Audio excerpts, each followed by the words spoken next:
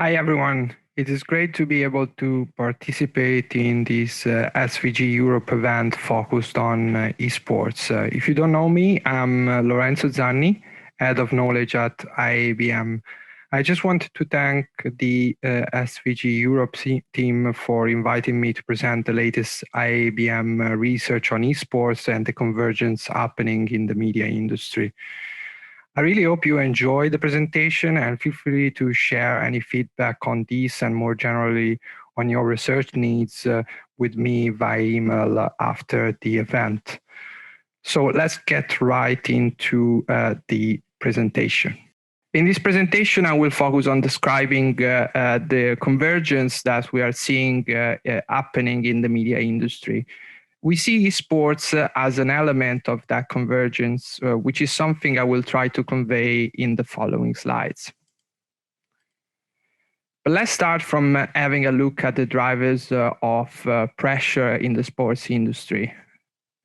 COVID-19 has accelerated some of these drivers, including cord cutting, particularly in the US market, and the transition to direct-to-consumer, with companies such as Disney and NBC reallocating resources away from their sports networks and towards funding their transition to direct-to-consumer.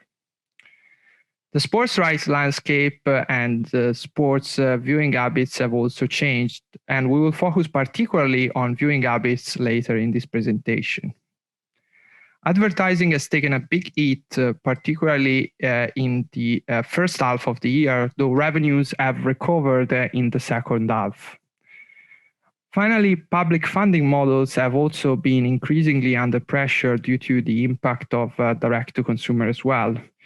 You can see the recent quote from Delphine Ernotte, who is CEO of France Télévisions and EBU president, saying that public broadcasters in Europe feel weak compared to the internet giants, and hence there is a need for more collaboration between broadcasters.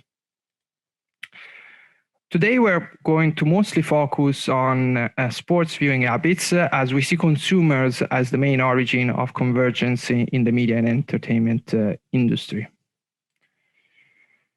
Let's see what's happened to sports viewing habits, particularly between 2020 and 2021. Ratings for major sports competitions have been down in the US in 2020.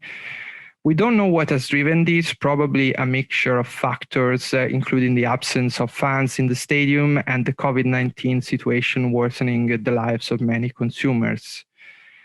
However, we believe that these figures conceal a long-standing generational shift happening in viewing habits for sports. Younger generations watch sports in a radically different way.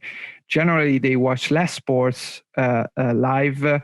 They watch sports in different formats, including post-show highlights and fan-generated content, for example, and demand more interactivity. As I said, this shift was happening before the pandemic, though the pandemic has accelerated some of these trends, including the demand for more interactivity due to the social isolation due to the COVID restrictions. Think, for example, about the complaints we now all have about the Zoom experience. This acceleration has prompted a significant increase in viewership for new platforms that put interactivity at the heart of their offerings, like Twitch. Viewership of Twitch has been growing exponentially, while usage of social media platforms has been rising as well. Sports broadcasters have noticed this and have increasingly partnered with these platforms to deliver, for example, short-form content to consumers in a different fashion.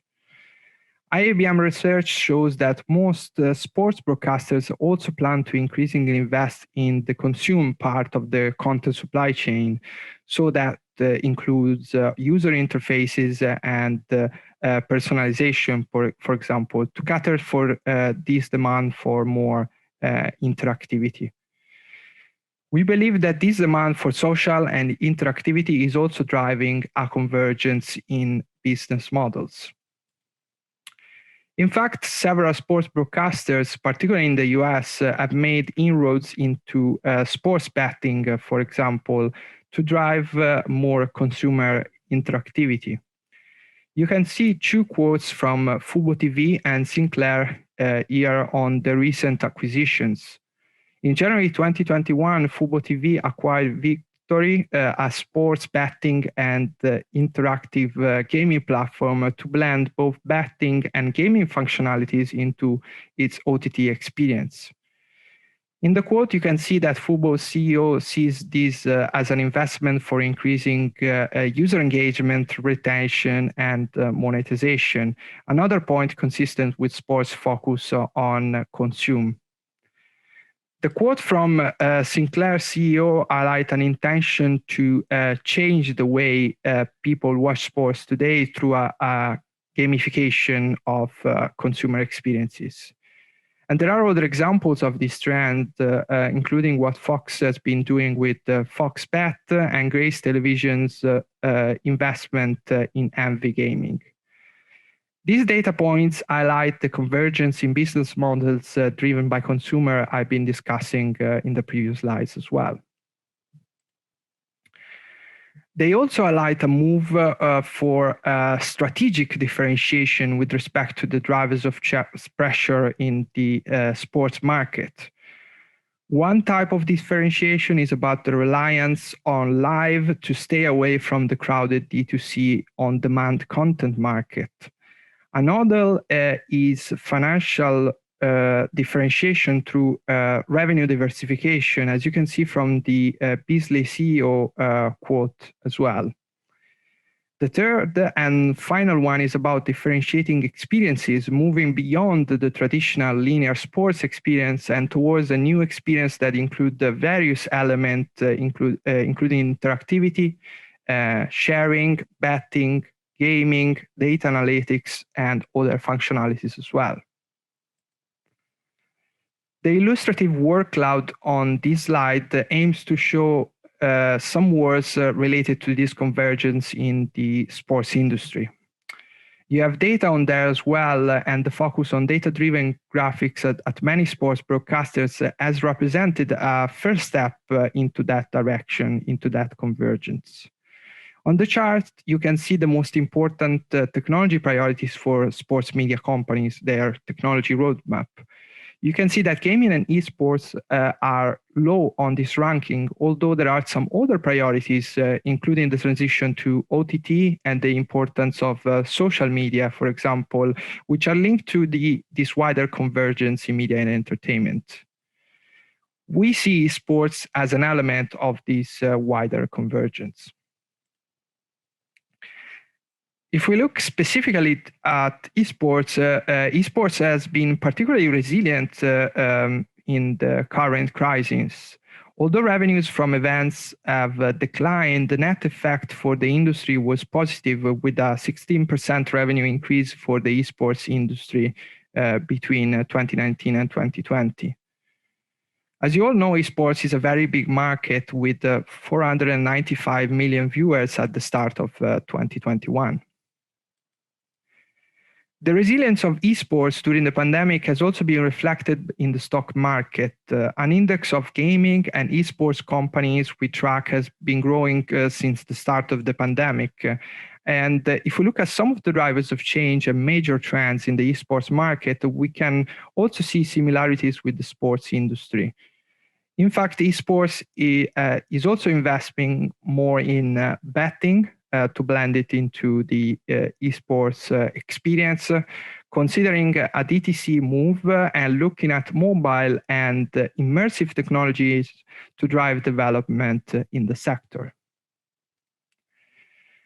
From a technology investment perspective, we see demand converging as well.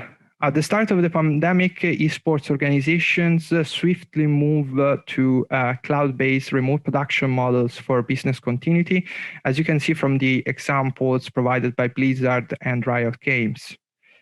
Esports organizations, of course, have a different culture, heritage, and different skill sets compared to sports broadcasters, but are also media companies, which may ultimately translate into a convergence between the two spheres. Finally, I want to give you some illustrative examples of the supply chain convergence we are seeing. The green boxes on these slides are categories of products or activities we are seeing both sports broadcasters and esports companies increasingly investing in. These include the increasing investment in cloud technology, consumer experiences, and mobile, just to cite some of them. Thank you very much for listening today. As usual, it was my pleasure to deliver this presentation, and do not hesitate to contact me if you have any questions about this presentation or about IABM. Thank you very much.